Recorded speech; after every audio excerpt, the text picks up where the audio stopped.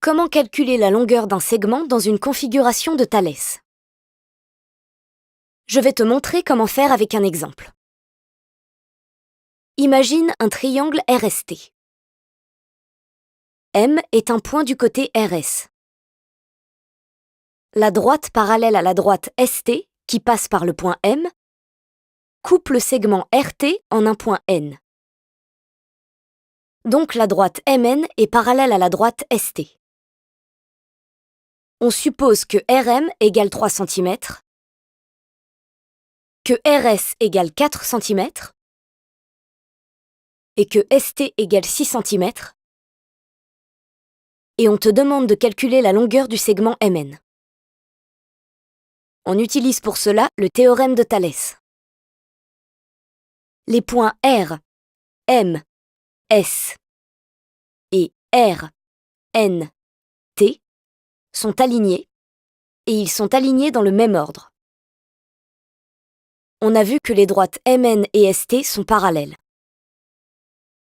On reconnaît une configuration de Thalès.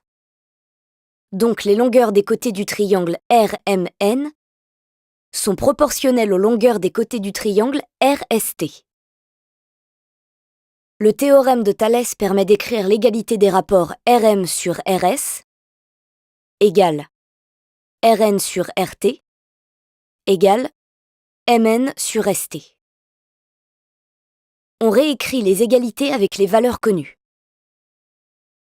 On sait que le côté RM mesure 3 cm, que le côté RS mesure 4 cm et que le côté ST mesure 6 cm.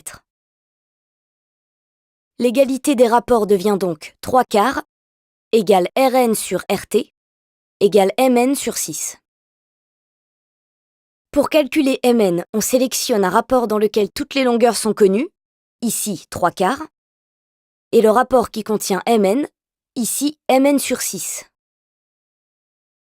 On a donc 3/4 égale MN sur 6.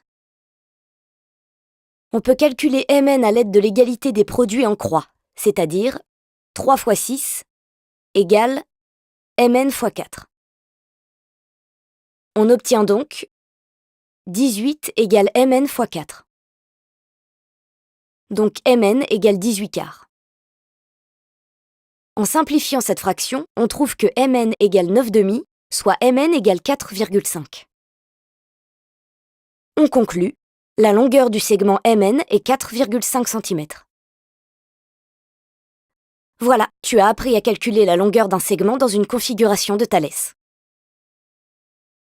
Pour cela, tu écris l'égalité des rapports du théorème de Thalès, tu réécris l'égalité avec les valeurs connues, tu utilises l'égalité des produits en croix, puis tu rédiges une phrase de conclusion.